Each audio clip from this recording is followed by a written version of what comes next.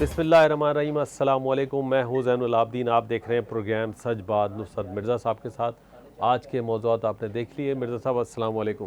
وعلیکم السلام اور السلام علیکم ناظرین کرام۔ آج جو اہم ہمارے لیے دکھ کی بات ہے اور وہ یہ ہے کہ عیدی صاحب کی جو بیگم صاحبہ تھیں، بلقیس عیدی صاحبہ، جنہوں نے ہر وقت ان کا ساتھ دیا، برے وقت میں بھی اور اچھے وقت میں بھی، اور ان کی کچھ تھوڑی سی ان کے اندر ذرا خوش مزاجی تھی اب دراصل عیدی صاحب میں، اس کو بھی انہوں نے برداشت کیا۔ ان کی کچھ لوگ ہیں ان کو لوٹ کے بھی لے گئیں، کوئی خواتین ان کو، کیونکہ وہ تھوڑے سے دل لگی بھی کر لیتے تھے، تو اس کے باوجود بھی بلقیس عیدی صاحب نے ان کو برداشت کیا۔ اور وہ ٹی وی پہ آ کر وہ جب دونوں آتے تھے تو دونوں میں ابھی بھی بہت خوش دلی سے ان واقعات کا ذکر کرتے تھے جس میں بلقیس عیدی صاحب کو کوئی لوٹ کے لے جا رہی ہے، لیکن وہ دکھی نہیں ہوتی تھی، اس ساتھ ان کا دیا، اور برے وقت میں ساتھ دیا اور اچھے وقت میں ساتھ دیا، اور ان بچوں کے لیے جو بچے یتیم تھے ان سب کی ماں بن کے رہیں، اور نتیجے کے طور پر وہ ایک بڑی انہوں نے انسانیت کی خدمت میں جو عبدالستار عیدی کا ساتھ دیا وہ قابل تحسین ہے، اور ہم یہ بات سمجھتے ہیں کہ ایک وہ مثالی شخصیت تھی جو کہ تمام فلاحی اداروں کے لیے۔ اور اس کے بعد میں آپ نے دیکھا کہ عبدالستار عیدی کے بعد میں وہ جو اپیل تھی عیدی سینٹر میں یا عیدی کے کاموں میں وہ نہیں رہی۔ ان کے بیٹے فیصل جو تھے وہ اتنا زیادہ بھرپور کردار ادا نہیں کر سکے، اپنے آپ کو نہیں منوا سکے، کیونکہ وہ عبدالستار عیدی کی خواہشات کم تھیں، ان کی ضروریات کم تھی، وہ ان کے کپڑے اور اس کے لیے ضرورت نہیں ہوتی تھی، وہ جو ایمبولینس میں بھی پھرنے کو کوئی پرابلم ان کو نہیں تھا، لیکن فیصل ایسے نہیں ہیں۔ اب سوال دیکھنا یہ ہوگا کہ ان کی رحلت کے بعد میں عیدی کی کیا مستقبل کیا ہوگا۔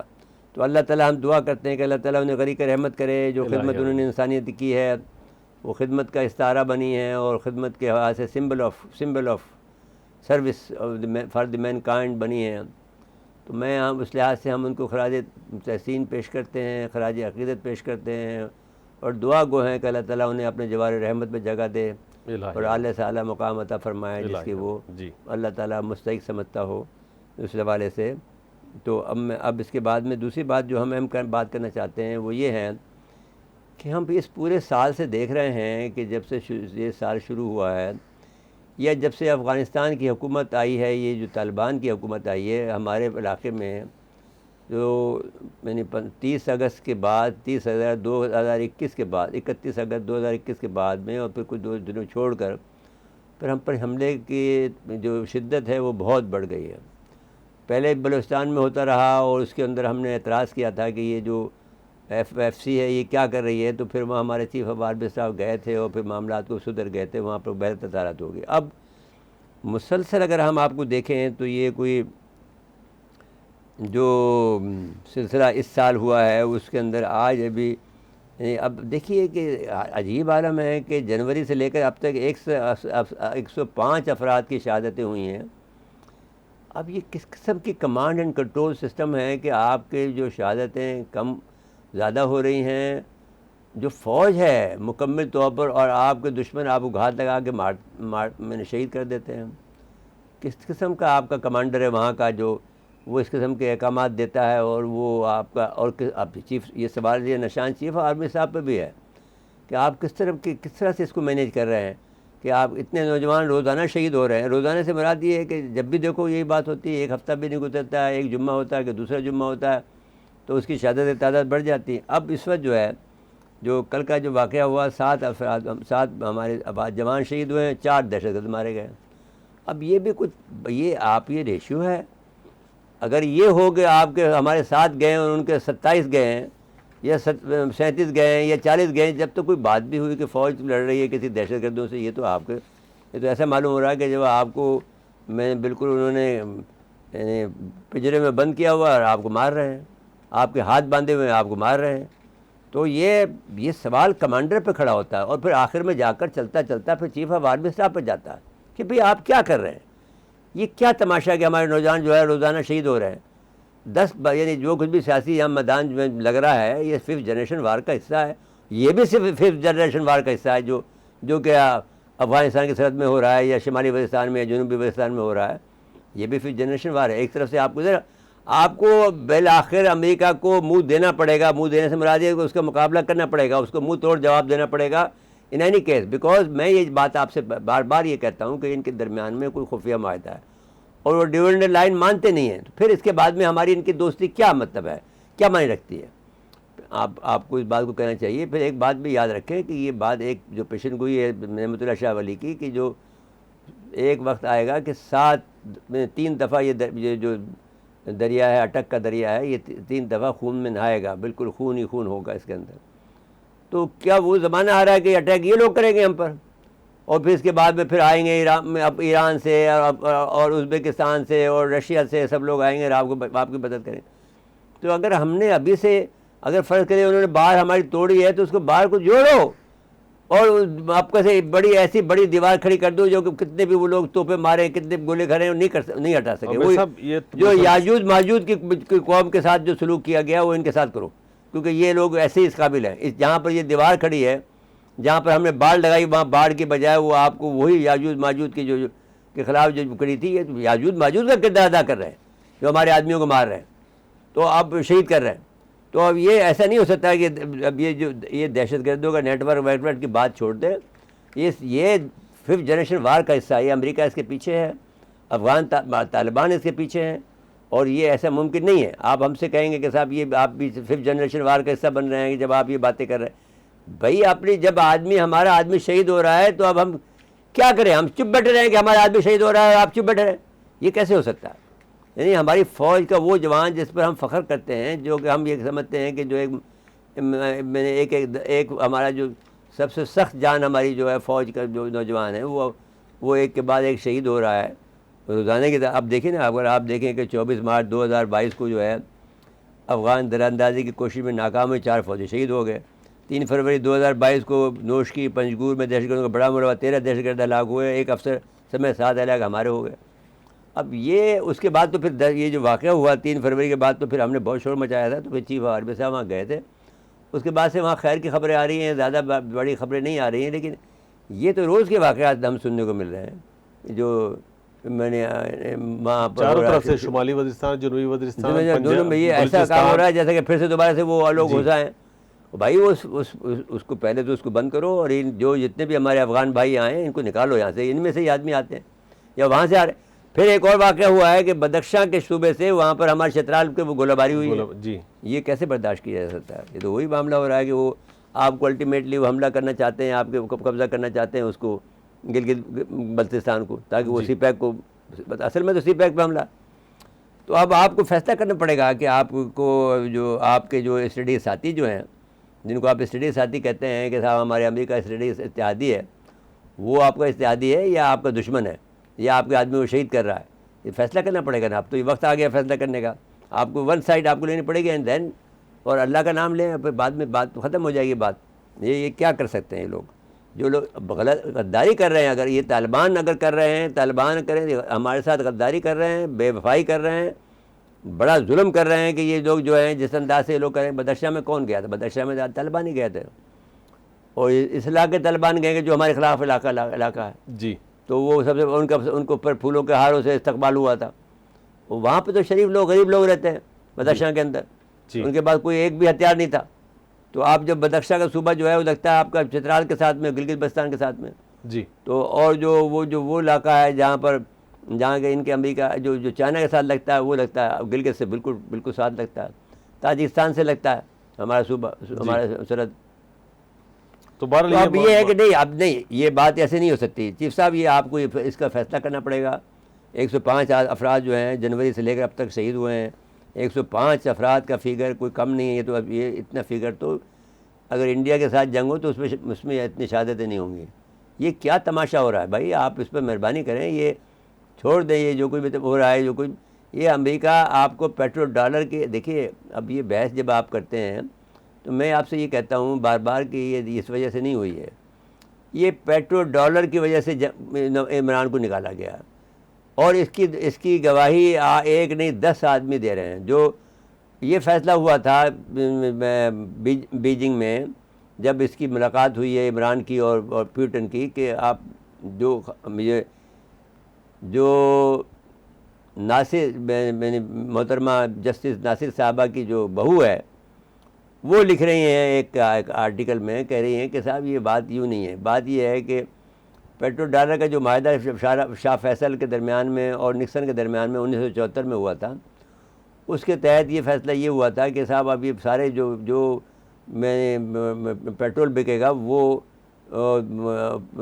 ڈالر میں بکے گا، ہر ملک سے ڈالر میں لے جائے گا، اور آپ کے ساتھ یہ خاص رعایت کی جائے گی کہ آپ کی حکومت چینج نہیں کی جائے گی، آپ کے ڈالر کا آپ کی جو قیمت جو ہوگی وہ ہم $375 رکھیں گے، اور $3.75 رکھیں گے آپ کے ریال کے مقابلے میں، اس سے زیادہ ہم آپ کو نہیں بڑھائیں گے چاہے کتنا ڈالر بڑھ جائے. جی تو یہ سب معاہدے ہوئے تھے. اور جو اب سوال یہ ہے کہ انڈیا کو کیوں سپلائی ہو رہا ہے، کیونکہ انڈیا نے معاہدہ کیا تھا 1953 میں روبل کے مطلب کرنے کا. اب روشیا نے اس معاہدے سے پہلے وہ کر چکے جو معاہدے کر چکے تھے، اس لیے تو اس لیے وہ اس پر اعتراض نہیں کر سکتے. جی لیکن جس کسی نے بھی اعتراض کیا، جیسے کہ اس نے کیا، عراق نے کیا یا لیبیا نے کیا، انہوں نے دردناک سزا دی ہے. اب ہمیں عمران کی فکر ہے، کیونکہ عمران نے یہ معاہدہ کر لیا تھا کہ ہم آپ سے پیٹرول بھی خریدیں گے، گیس بھی خریدیں گے، اور روپے اور پیسے دیں گے روپے میں. جی تو ختم ہو گیا تھا آپ کا جھگڑا.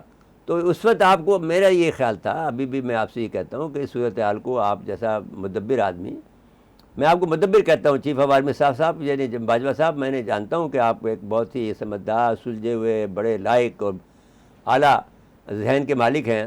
اس بات کو الٹا کر دیں، زرداری کو فیل کر دیں، شہباز شریف کو فیل کر دیں، نواز شریف کو فیل کر دیں. یہ بیچارے کرائے کے لوگ ہیں، ان کو آپ مہربانی کر کے آپ ان سے مت ڈریں، اللہ سے ڈریں اور اللہ سے معاہدہ کر لیں، اور جو کچھ بھی ہوگا اللہ کی مرضی سے ہوگا. آپ کچھ نہیں کر سکیں گے. لیکن ضیاء الحق کا جب طیارہ گرایا گیا تھا تو میں نے ضیاء الحق کو خبر 7 اگست کو پہنچا دی تھی. کتنے دن پہلے؟ 10 دن پہلے ان کے. جی تو لیکن وہ شہادت کی موت مرا نا. جی تو آپ کیوں انہیں خوفزدہ ہو رہے ہیں؟ شہادت کی موت تو مرد مومن کی میں ہے نا، انہیں خواہش کرتا ہے. اور اس سے بڑھ کر کیا ہو سکتا ہے کہ آپ جیسا بہادر اور نیک اور شریف اور آدمی جو ہے وہ یہ خدمت گزار یہ کام کر جائے، اور ہر فوجی کی وہ خواہش ہوتی ہے. تو یہ آپ بھی، میری ذاتی رائے یہ ہے کہ عمران خان کو تھوڑے سے پر کاٹ کر اس کے، اور اس کو صحیح، اس کے ساتھ میں صحیح لوگوں کو شامل کر کے، اور اس سے کہہ دیں بھائی اس صورت میں ہم آپ کی مدد کر سکتے ہیں. کوئی بھی آدمی جا کے اس کو سمجھا سکتا ہے اور اس کو انسٹال کر دیں. سارا فیصلہ غلط ہوا ہے. چیف جسٹس کو حق ہی نہیں ہے مداخلت کرنے کا عدالتی معاملات کے اندر. اسمبلی کے معاملات اسمبلی نہیں کر سکتا، اسمبلی کے معاملات کے اندر. معاملہ ہی غلط ہوا ہے. اب جو مار پٹائی ہو رہی ہے پنجاب میں، اس پہ بات کریں. صاحب اس پہ بات کریں گے، لیکن مجھے بریک کے لیے کہا جا رہا ہے. ناظرین مقصدہ وقفہ ہے، وقفے کے بعد آتے ہیں. ایک مرتبہ پھر پروگرام میں خوش آمدید کہتے ہیں. میرے صاحب پنجاب اسمبلی کے دنگل کی بات کر لیتے ہیں. لاہور سے حنیف قمر صاحب ہمارے بیورو چیف. جی حنیف قمر صاحب السلام علیکم، آپ کو خوش آمدید کہتے ہیں اپنے پروگرام سچ بات میں. اور ساتھ عمران ایاز صاحب ہمارے پشاور سے ہیں، وہ پوچھیں گے ان کا جلسہ کیسا ہوا تھا. لیکن پہلے حنیف قمر صاحب سے بات کر لیتے ہیں.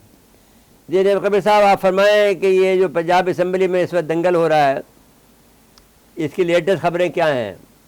اصل میں نصرت مرزا صاحب، جو کچھ آج پنجاب میں ہو رہا ہے یا لاہور میں پنجاب اسمبلی میں جو کچھ ہو رہا ہے، اس کا ایک پس منظر ہے. اور وہ پس منظر یہ ہے کہ جب سے چودھری پرویز الہی صاحب کو نامزد کر دیا گیا تھا حکومتی اتحاد کی طرف سے وزیر اعلیٰ کے طور پر، اس نامزدگی کو نہ صرف کئی حلقوں میں پسند نہیں کیا گیا، سیاسی حلقوں میں، بلکہ خود پی ٹی آئی کے اندر اس کی بڑی ریزسٹنس ہوئی. اور پی ٹی آئی نے بھی کہا کہ چونکہ وہ لارجسٹ پارٹی ہیں اور ان کی اپنی پارٹی کی طرف سے کسی بندے کو نامزد ہونا چاہیے تھا، لیکن اس کے برعکس کاف لیگ کے سربراہ کو، جن کی پنجاب میں 10 سیٹیں ہیں، ان کو وزیر اعلیٰ کے لیے نامزد کر دیا گیا، جس کے باعث پنجاب کے اندر پی ٹی آئی کے اندر خود بڑی ریزسٹنس ہوئی. اور اس معاملے میں جس طرح مرکز میں سارے معاملات ہوتے رہے، آپ نے دیکھا پنجاب میں بھی چودھری پرویز الہی کو وہ اکثریت نہ مل سکی جو کہ وزیر اعلیٰ بننے کے لیے ضروری تھی، یعنی 186 ارکان کی حمایت حاصل ہونا ضروری تھی. اس لیے پہلے بھی اجلاس ملتوی کیا گیا. یہ مختلف حربے ہتھکنڈے استعمال کیے گئے کہ کسی نہ کسی طریقے سے اجلاس پرولونگ کرتا رہے اور اس دوران جوڑ توڑ کیا جائے اور کچھ ایسے حالات پیدا کر لیے جائیں کہ چودھری پرویز الہی کو اکثریت مل جائے، لیکن وہ اکثریت انہیں آج صبح تک نہیں مل سکی۔ آج بھی جب پنجاب اسمبلی کے اجلاس سے پہلے ان کا جب اجلاس ہوا کاف لیگ کے لوگوں کا اور پی ٹی آئی کے لوگوں کا، تو اس میں 125 ارکان تھے چودھری پرویز الہی کے پاس، جو 125 ارکان کے ساتھ انہوں نے میٹنگ کی، جبکہ 186 ارکان چاہیے تھے۔ دوسری سائڈ پہ اپوزیشن اتحاد جو ہے وہ مسلسل اپنی پار شو کرا رہا ہے۔ ہماری ہوٹل میں بھی جو اجلاس ہوا اس میں بھی 199 کے قریب ارکان تھے، آج بھی 199 ارکان ان کے موجود ہیں۔ تو چودھری پرویز الہی اور پی ٹی آئی کی طرف سے یہ پھر حکمت عملی اختیار کی گئی کہ کیوں نہ اجلاس میں کوئی نہ کوئی ایسا ہتھ کنڈا استعمال کیا جائے کہ یہ اجلاس ہو نہ پائے۔ اس کے لیے انہوں نے آج ایوان میں دیکھیں کہ صبح صبح اجلاس شروع ہونے سے پہلے جو ہے پی ٹی آئی کے ارکان اور کاف لیگ کے ارکان لوٹے لے کر پہنچ گئے اسمبلی اجلاس میں، اور لوٹے اچھالتے رہے، وہاں پہ نعرے بازی کی گئی، اور یہ کہا گیا کہ جو منحرف ارکان ہیں ان کو ووٹنگ نہیں کرنی دی جائے گی، ان کو ووٹ کا حق استعمال نہیں کرنا دیا جائے گا۔ چودھری پرویز الہی بھی اب سے تھوڑی دیر پہلے بھی انہوں نے کہا تھا کہ جو لوگ پی ٹی آئی کے ٹکٹ پر منتخب ہوئے ہیں ان کو حق نہیں کہ وہ دوسری سائڈ پہ جا کے ووٹ دیں، اس لیے ان کا ووٹ ایکسیپٹ نہیں ہوگا، وہ لوٹے ہوں گے۔ جبکہ ہائی کورٹ نے حکم دیا ہے کہ کسی بھی رکن کو ووٹ کاسٹ کرنے سے نہ روکا جائے، اور ڈپٹی اسپیکر جو ہیں وہ اجلاس کو چیئر کریں۔ اب یہاں پہ نصرت مرزا صاحب، اگر چودھری پرویز الہی کا موقف ایک منٹ کے لیے تسلیم کر لیا جائے تو یہی چودھری پرویز الہی کچھ دن پہلے اپوزیشن اتحاد کے امیدوار تھے وزیر اعلیٰ کے، اور اس وقت وہ اپنا لوٹے ہو رہے تھے، وہ پی ٹی آئی کو چھوڑ کر دوسری سائڈ پہ جا رہے تھے۔ اس وقت جب وہ خود وفاداری تبدیل کر رہے تھے تو انہیں احساس نہیں تھا کہ وفاداری تبدیل کرنا دیکھیے ایک منٹ رک جائیے، اب جب پی ٹی آئی کے لوگ نہیں قمر صاحب ایک منٹ رک جائیے، وہ اتحادی تھے، وہ بے وفائی کر رہے تھے، نہیں میری بات سن لیجیے، وہ اتحادی تھے چودھری پرویز الہی، وہ پی ٹی آئی کے کارکن نہیں تھے۔ یہ دو ڈیفرنٹ باتیں آپ کر رہے ہیں۔ وہ اتحادی الگ ہو سکتا ہے جیسے کہ ایم کیو الگ ہوئی۔ آپ کی بات بالکل درست ہے، وہ اتحادی تھے، لیکن کوئی سیاسی اخلاقیات بھی تو ہوتی ہے۔ نہیں اخلاقیات تو پھر کون سی، اگر یہ اخلاقیات کو اپلائی کرتے ہیں تو پھر وہاں پہ قومی اسمبلی میں کیوں اخلاقیات اپلائی نہیں ہوتی ہے بھائی؟ آپ بتائیے نا، وہاں پہ بھی ہونی چاہیے۔ ہاں بس بات یہ ہے، آپ میں یہ کہتا ہوں کہ یہ ففتھ جنریشن وار کا حصہ ہے۔ اچھا قمر صاحب آپ سنیں بات، آپ کو ظاہر ہے کہ ہمیں، آپ ہمارے نوجوان دانشور ہیں، ہمیں تھوڑی باتیں آپ کو بتانی پڑیں گی۔ دیکھیے یہ سب کچھ جو ہو رہا ہے یہ ایک ففتھ جنریشن وار کا حصہ ہے جو کہ پاکستان میں لاگو کی جا رہی ہے۔ ایک طرف آپ دیکھیں کہ پاکستان میں دنگل مچا ہوا، آپ کو سب کے سب پریشان پھر رہے ہیں، ملک میں مستراب ہے، عمران خان صاحب جلسے کرتے پھر رہے ہیں، یہاں پہ اسمبلی میں جھگڑے ہو رہے ہیں، اور یعنی آپ کی جو اسمبلی ہے، آپ کی جو ججز ہیں وہ سب کوشچن مارک پہ آ کھڑے ہو گئے ہیں۔ کسی کی کریڈیبلٹی جو ہے وہ اس وقت موجود نہیں ہے، انکلوڈنگ ادارے۔ اب میں یہ بات آپ سے کہتا ہوں، دوسری طرف میں جو بات آپ سے گزارش کرنا چاہتا ہوں اور آپ کے ذہن میں نشین کرنا چاہتا ہوں تاکہ آپ اس کا انٹرپریٹیشن کریں، اور آپ پہ چھوڑتا ہوں، اور وہ یہ کہ دوسری طرف آپ کے جو شمالی وزیرستان میں ہیں وہاں پر آپ کے سپاہیوں کو شہید کیا جا رہا ہے۔ کل کا واقعہ آپ دیکھ لیں، 7 سپاہی شہید ہوئے ہیں ہمارے، اور 4 دہشت گرد مارے گئے ہیں۔ یہاں کمانڈ اینڈ کنٹرول کا بھی ایک بڑا سسٹم ہے جو کہ فیل ہو رہا ہے۔ اب آپ دیکھیے کہ اگر آپ کا یہ حالت دیکھی جائے تو آپ 24 مارچ کو 4 فوجی شہید ہوئے افغانستان درندازی کے اندر بھی، پھر بدخشاں سے گولہ باری کی جا رہی ہے چترال کے اندر، پھر آپ 23 مارچ کو آپ پنجگور میں آپ دیکھیں کہ 13 دہشت گرد تو ہلاک ہوئے لیکن 7 اہلکار بھی شہید ہوئے۔ تو اگر یہ بات دیکھیں، سب ملا کر دیکھیں تو پاکستان کو ایک بڑی مشکل میں ڈالا جا رہا ہے۔ دوسری بات میں آپ سے کہنا چاہتا ہوں ادب کے ساتھ میں کہ ہمارے بچے ضرور ہو لیکن پھر بھی ادب ملوز خاطر رہے، اور وہ یہ ہے کہ یہ جھگڑا اس وقت شروع ہوا، یہ جو علامہ اقبال کی جو یعنی ناصرہ اقبال کی جو بہو ہے، اس نے ایک خط لکھا ہے آئی کے کو، اور کہا ہے کہ یہ آپ اگر یہ معاہدہ نہ کرتے پیٹرول ڈالر والا، اس میں یہ معاہدہ ہوا تھا پوٹن کے اور عمران کے درمیان میں، بیجنگ میں جو لاسٹ ابھی میٹنگ ہوئی تھی، اس میں یہ ہوا تھا کہ ہم آپ کے جو روپیہ ہے اس کو میں آپ کے سارے پورے مشرق سینٹرل ایشیا میں آپ کے روپے کو ہم اس میں سے میں خرید و فروخت کریں گے. آپ روبل میں کریں, ہم اس کو ہم روبل میں دیں گے آپ کو, آپ ہمیں روپے میں پیسے دے دیں. تو یہ اس کے لیے مصیبت بن گئی. اب بات ہم کر لیں, جو کچھ بھی اب ہو رہا ہے یہ سب دنگل ایک تماشا ہے, اور اس کے بعد میں یہ ختم ہو جائے گا آپ کو, اور دیکھ لیجیے گا کہ یہ معاملہ کچھ زیادہ دن چلنے کا نہیں ہے. اب آپ بات کرنا چاہتے ہیں جو کر لیں. نصرت مرزا صاحب, آپ نے جس انداز میں یہ پوری منظر کشی کی ہے اور جو تصویر آپ نے ایک پیش کی ہے, یہ بہت ہی اپنا خوفناک اور فکر انگیز ہے. اس میں کوئی شک نہیں کہ پاکستان میں اس وقت جو پولیٹیکل عدم استحکام ہے یہ سب سے زیادہ دشمن کے فائدے میں ہے. اور جس عالمی سازش کی بھی بات کی جا رہی ہے اور اس میں لوکل جو مورے ہیں جو استعمال ہو رہے ہیں, یہ سارا کچھ اگر کڑی سے کڑی ملا کر دیکھا جائے تو آپ والی بات بالکل بجا ہے کہ اس کا کوئی ایک انٹرنیشنل ایجنڈا ہے, اور جس کے تحت پاکستان میں یہ پولیٹیکل عدم. جو سب سے زیادہ خوفناک نتیجہ یہ ہے کہ وہ یہاں پہ اداروں کی کریڈیبلٹی پہ کوسچن مارک لگ گیا, یہاں پہ بڑی بڑی شخصیات کی کریڈیبلٹی ختم ہو گئی, یہاں پہ جس طرح آپ نے کہا کہ عدلیہ پہ کوسچن مارک لگ گیا, آپ کے سیکیورٹی کے اداروں پہ سوال اٹھنے شروع ہو گئے, اور جس طرح ایک پاکستان کے سیکیورٹی کے اداروں کے خلاف ایک کمپین شروع ہو گئی. آپ دیکھیں کہ ہمارے فارمر جو آرمی وہ میں نے جان بوجھ کر ذکر نہیں کیا کہ بس کچھ چھوڑ دیتے ہیں, کیونکہ بڑے ادارے کے علاوہ ہمارے پاس کچھ بھی نہیں رہ جاتا ہے, اللہ کے علاوہ, اداروں کے علاوہ. جی بالکل. اور وہ جس طرح ہمارے جرنیلوں کی آڈیو, فیک آڈیو جو ہے وہ فلوٹ کی گئی, اور یہ ساری صورتحال, اور جس طرح آپ دیکھ رہے ہیں کہ قومی اسمبلی میں آزاد کشمیر میں جو کچھ ہو رہا ہے, اور پھر آج جو یہ ہے پنجاب اسمبلی میں جو مناظر دیکھنے کو مل رہے ہیں, یہ سارے کے سارا اسی عالمی سازش کا ایک حصہ لگ رہا ہے, جس کے تحت آپ نے کہا کہ جو بڑے بڑے اہم فیصلے ہونے جا رہے تھے, پاکستان جس پہ ایگری ہو رہا تھا, ان فیصلوں کو سبوٹاج کرنے کے لیے یہ سارا کچھ ہوا ہے. لیکن انفارچونیٹلی اس میں جب آپ لوکل سطح پہ دیکھتے ہیں, پنجاب اسمبلی میں ہم جیسا کہ دیکھتے ہیں, تو اس میں پھر ان لوگوں کو جو اس وقت سینئر سیاستدان ہیں, ان کو تدبر کا مظاہرہ کرنا چاہیے تھا. ہاں, ان کو قوم و فراست. میرا یہ کہنا ہے کہ اس کو خاموشی سے برداشت کر لیتے اور پھر اپنا کام کر لیتے. جی بالکل ایسا ہی ہے. میرے صاحب حنیف قمر صاحب تو رہیں گے ہمارے ساتھ پروگرام میں, عمران ایاز صاحب بھی رہیں گے, لیکن بریک کا وقت ہوا ہے. ناظرین مقتدہ وقفہ ہے, وقفے کے بعد آتے ہیں. ایک مرتبہ پھر پروگرام میں خوش آمدید کہتے ہیں. جی میرے صاحب چلتے ہیں وہاں پشاور, جو ہمارے ایاز صاحب ہیں. ایاز صاحب فرمائیے کہ جلسہ کتنا بڑا تھا. ہمارے پاس تو جو اطلاعات ہیں وہ یہ ہیں کہ بہت بڑا تھا. دوسری بڑی اطلاع یہ ہے, جو سی این این کی رپورٹ ہے, جمعے کے دن جو یہاں مظاہرے ہوئے ہیں کراچی میں اور دوسری جگہ پر, 8 ملین پیپل, یعنی 8 ملین پیپل جو ہے پاکستان میں باہر کھڑے تھے. تو لیکن اب جلسے میں کتنی بڑی تعداد تھی یہ آپ فرمائیے. جی عمران ایاز صاحب. جی شکریہ سر.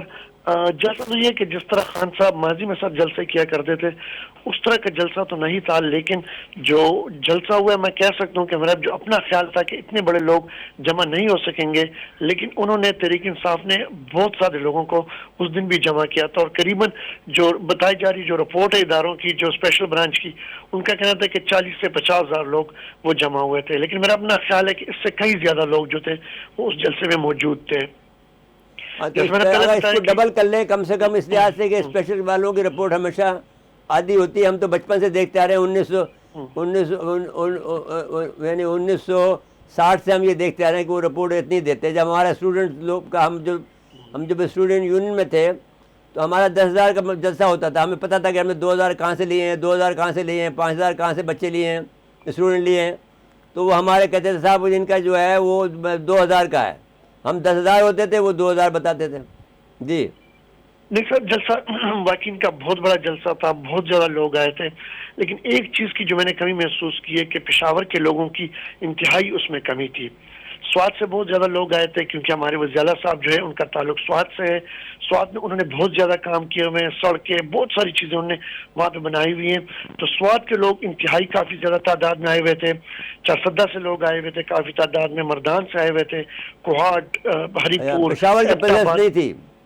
पर उनकी प्रेसिडेंट बहुत कम तादाद में वो निकले हुए थे, जबकि 11 के करीब हमारे पास यहाँ पे एमपीए की सीटें हैं, 12 सॉरी, और 5 जो है हमारे पास यहाँ पे एमएनए की सीटें हैं, एक नूर आलम की सीट निकाल के। देखिए भाई इमरान रियाज साहब, मसला ये है कि इमरान खान के पास तंजीम नहीं है, वो एक मजमा लेके तो चल रहे हैं लेकिन उनके पास तंजीम नहीं है। सारे आदमी को उन्होंने वज़ीर बना दिया। तंजीम साजी कौन करता?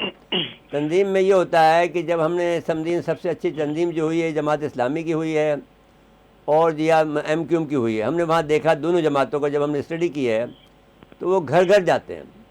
जमात इस्लामी का तरीक़ाकार ये वो खिदमत खल्क़ करते हैं और फिर बाद में आपसे सवाल करते हैं, तो बेचारों को वोट नहीं मिलता है। एमक्यूएम का ये था कि वो वोट बैंक के लिए घर घर जाकर उनको अपनी माँ बनाकर, अपनी खाला बनाकर, अपनी बहन बनाकर, फुप्पी बनाकर घर से बाहर निकालते थे और जलसों में भी लाते थे और उनको वोट भी डलवाते थे। ये उनका तरीक़ाकार था जो इमरान खान को उससे नाबलद है, तंजीम साजी से बिल्कुल नाबलद है। वो सिर्फ 11 आदमी को जानता है क्रिकेट में 11 आदमी को कैसे मैनेज किया जाता है, तो वो कभी भी। जी आप फरमाएं। एक चीज मैंने जिस तरह बात कर रहे हैं, आज जो इनका जलसा था वाकई यहाँ पे कोई हमें बंदा नजर नहीं आया कि इस जलसे को वो अरेंज कर सके। बच्चों को उन्होंने इख्तियार दिए हुए थे कि आपने इस जलसे को अरेंज करना है और उनने सारे इंतजाम किए थे। उसका असर ये हुआ कि क्राउड तो बहुत बड़ी तादाद में आ गया था, लोग काफी तादाद में आ गए थे, लेकिन वहां उनसे संभला नहीं वो जलसा। मीडिया के कारकुनान को आप देखिए, मैं कह रहा हूँ कि ये अभी भी नहीं संभाल सकते मेरे भाई। इमरान तुम बहुत, हम जैसे हमारा खैर उस लेवल पे तो नहीं हो जितना हनीफ कमर है, लेकिन बहुत हनीफ कमर तो एक बड़े आला मकाम पर बैठा है, अब बहुत तरक्की करेगा इस लिहाज से कि वो सूझबूझ है। लेकिन तुम्हें भी जिस तरह मैंने पहले मुतासिर हुआ था आपसे कि जब आपने पहले हमारे बाबा की थी, मैं दुआ भी की थी आपके लिए कि अल्लाह ताला आपको बहुत तरक्की दे और आपको। लेकिन मैं ये आपसे कोई समझाने के लिए कहता हूँ कि जो सलीका तंजीम साजी का ये होता है कि हर एक चीज़ के आप ब्लॉक बना के तरह चले जाते हैं और उनको वहाँ बैठाते चले जाते हैं कि फलानी जगह से ये लोग आए हैं, वहाँ बैठा दिया ब्लॉक।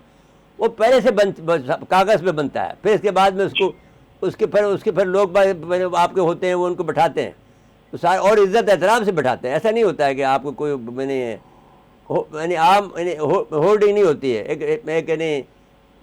एक इज्तिमा नहीं होता है, वो एक तंजीम साजी इनकी है नहीं। जी जी।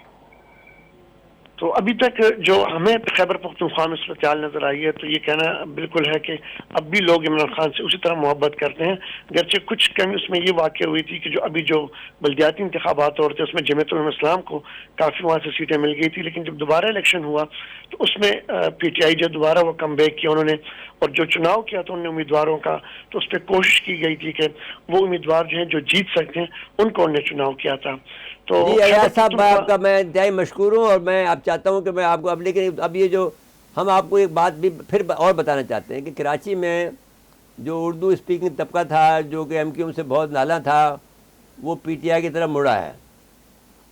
और मैं ये समझता हूँ कि आज का जलसा जो काफ़ी बड़ा है जो यहाँ हो रहा है आपके कराची में, तो अब बहरहाल ये सब बातें जो मैंने पहले आपने सुन लिया होगा, जो मैं हनीफ कमर साहब से बात कर रहा था, तो वो ये एक हमारे ख़िलाफ़ 5th जनरेशन वार हमने की हुई है, यानी 5वीं तरह की जंग होती है जिसमें हर तरह का हरबा इस्तेमाल होता है, सियासी बेचैनी होती है, लोगों को मारदार होती है, असम्बलियों में गड़बड़ होती है, इदारों, तो वो मुल्क में एक बेचैनी की फ़िज़ा पैदा कर रहे हैं। लेकिन इमरान खान साहब को अगर ये बात समझ में आ जाए, क्या तो वो ये कहें, जब मैं जवान था और मैं इनकलाब लाना चाहता था तो मुझे एक प्रोफेसर ने ये कहा कि क्या तो अगर आप इनकलाब लाना चाहते हो तो आपको 200% यकीन होना चाहिए कि आप इनकलाब ले आओगे, वरना फिर आपको मखलूक खुदा को तंग नहीं करना चाहिए। यही बात इमरान खान पर लागू होती है।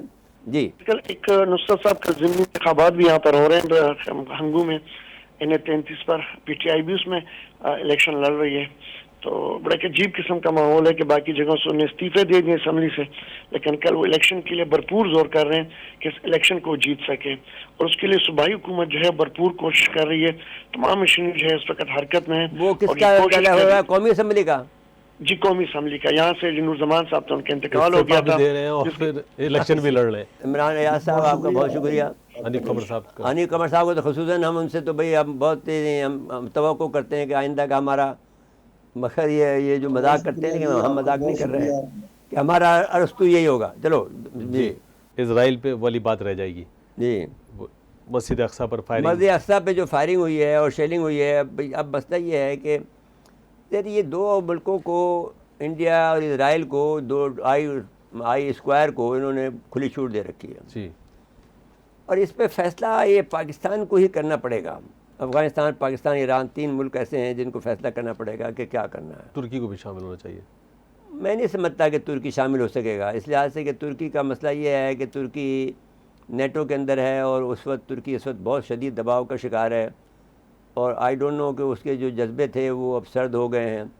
اب اس کا کوئی بیان نہیں آتا ہے, اور سب سے پہلا بیان جو شہباز شریف کو آیا ہے وہ ترکی سے آیا ہے.